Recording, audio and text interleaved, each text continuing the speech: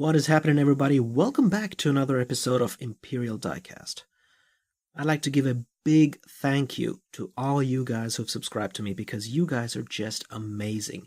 We have crossed 300 subscribers and that is just absolutely astonishing. Wouldn't have been possible without you guys. So thank you so much for that. And to celebrate, I've got a special car right here that I'm going to be reviewing today. It's made by a company called Model Car Group, abbreviated MCG. You probably might not have heard about it. And this car is none other than, as the scale down below suggests, a 1/18 scale Rolls-Royce Silver Wraith Empress. So sit back and enjoy this one.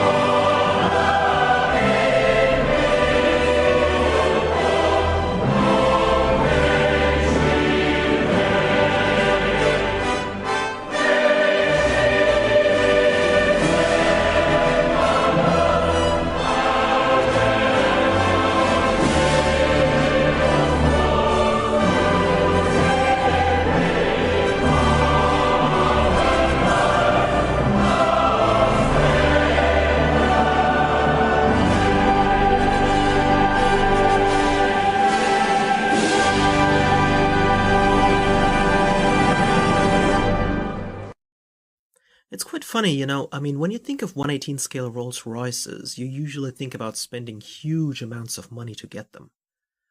But this is a model car that is made by a company known as MCG, which is a short form for Model Car Group. And this is a company that specializes in making sealed models, which means nothing opens on any of their models. And they have released, I think, about 15 or 20 different models. Most of them are vintage cars. And they make this Rolls-Royce in 3 different colors. This is the black and silver one, of course. And apart from this, they also make one in black and red. And then there's a third one that they make in black and yellow, which is actually based off of one of the real cars in real life, which you can see right here. So today I'm going to be doing a review on this 1/18 scale Rolls-Royce Silver Wraith Empress limousine by Model Car Group, and in total 1,783 of these cars were made in real life. And what's interesting about them is that Rolls-Royce only built the chassis, while the rest of the car was done by various coach builders. And this particular Silver Wraith Empress was made by a company called Hooper. And Hooper was part of England's most respected coach builders of the period, which included others such as H.J. Mulliner, Park Ward, and Freestone and Webb. So Hooper was an eminent coach building company in the UK, founded as Adams and Hooper in 1805 and based in Westminster, London, from 1805 to 1959. They specialized in luxurious coach grafting, from high-end horse-drawn carriages for King William IV, Queen Victoria, and King Edward VIII, to stately, elegant motor vehicles with cost not taken into consideration.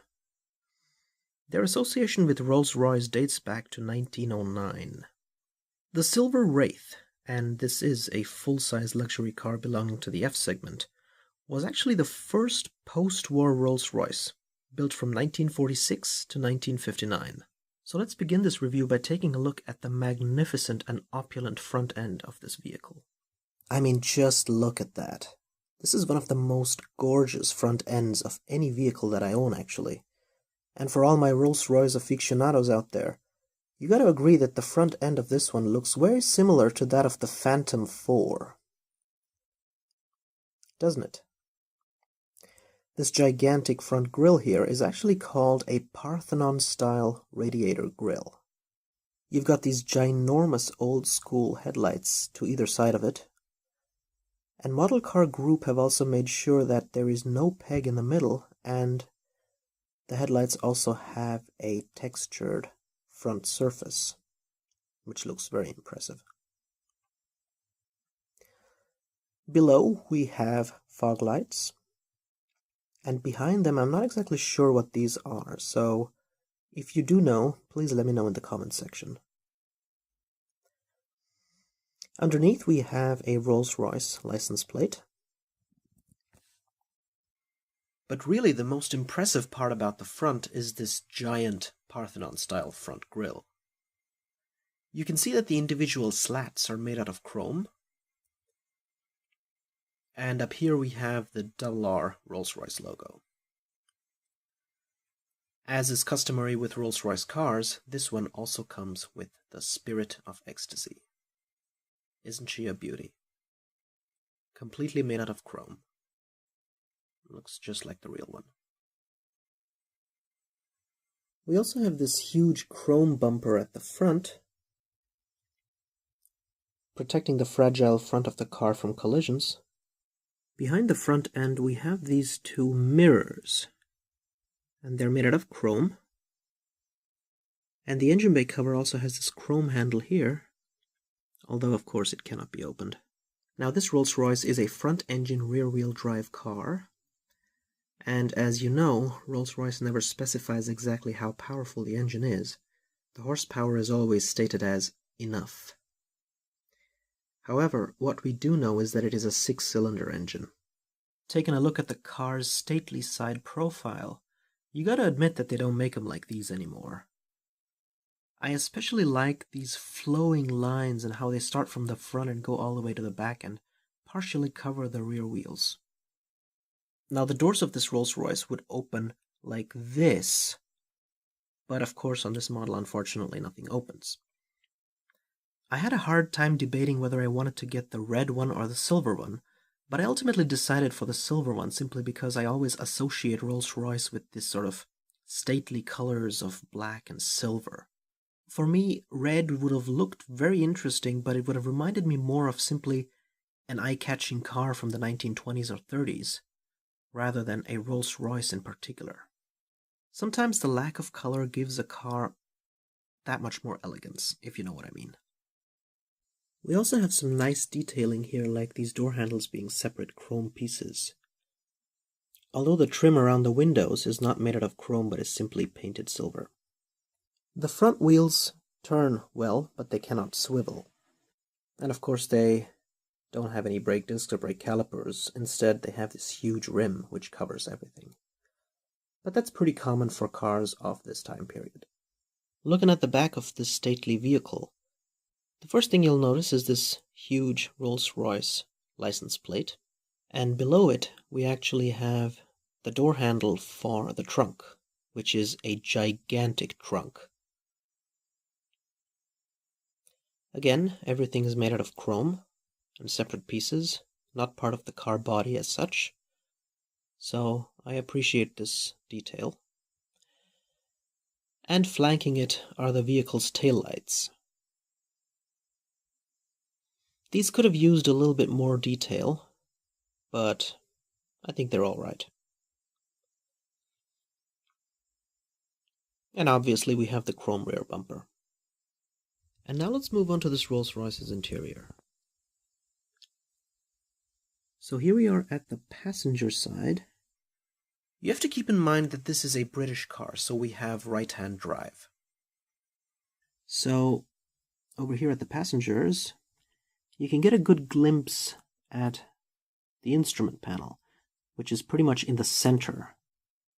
You can see the individual dials. You can see the speedometer in the middle with the Rolls-Royce symbol at the top of it, surrounded by 4 different gauges, probably one for the fuel, one for the engine temperature, and so on. And it's quite interesting because actually in the real car itself, the front is kept in a pretty Spartan look because these cars aren't meant to be driven by their owners. This is the area where the chauffeur sits, and he is not really expected to partake in the luxury of the backseat passengers. Here's a look at the seats, and you can see that there isn't much leg room, and that's because these seats are positioned in such a way that the rear passengers have the most room available to them. And that leads us to the back. So here you can see the rear seat. Looks very comfortable. And here we have a little bit of extra detail. And what you're seeing here is actually a cocktail cabinet. So if you open these 2 doors, you'll find your drinks in there, which is pretty awesome. We've got plenty of legroom, as you can see. No carpeting though. You can see the door handles on the interior. And then we have these 2 fold-out seats, actually. Or I believe on some cars they can also be used as tables. Very interesting stuff. The only thing that's missing is the separator, which is basically a big piece of glass that would separate the chauffeur from the passengers behind. So if they're talking about private matters, he will not get to eavesdrop on it. Anyway, let's move on to the driver's side. So here we are at the driver's side of the car, and you can see that the steering wheel is quite big, and it has this pattern or texture on the interior, just like on the real car. Although I believe what is missing is a Rolls-Royce logo on the center. It is a 3-spoke steering wheel, and I believe somewhere down here is where the gear shift would be, because it's actually not located in the middle, but rather somewhere over here on the real car, and it would be a 4-speed transmission. But yeah, I mean, at the end of the day, this is a sealed model, so they're not going to put too much detail on the interior, but from what they have done, I'm actually quite impressed, because it looks very similar to the interior of the silver Wraith Empress. So here's one last look at the back seats.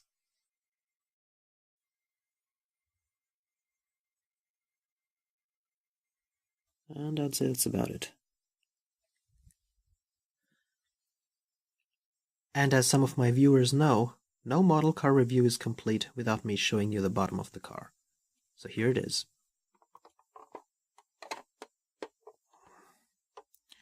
There's really not much to see here. I mean, we've got a very rudimentary level of detail.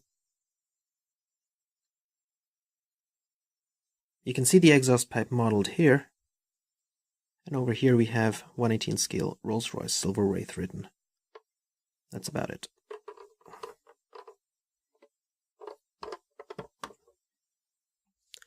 Alright guys, I hope you liked this review of the Rolls-Royce Silver Wraith Empress limousine by Hooper.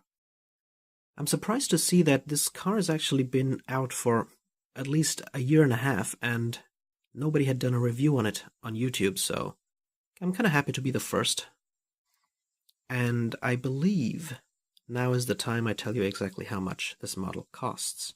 You see, people always associate 1/18 scale Rolls-Royce with lots of money. I mean, $250, $300, $350, and so on.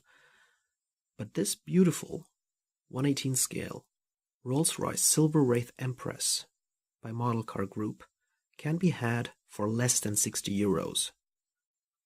I actually got it during a sale, and I ended up only paying 42 euros or something for it. And for that price, you can't beat this. It's an amazing model. It captures the grandeur and the elegance of the Rolls-Royce brand perfectly. So thank you so much for watching, guys. Thank you for subscribing to my channel. I hope to make a lot more videos like this, and I'll see you in the next video. This is Imperial Diecast, signing out.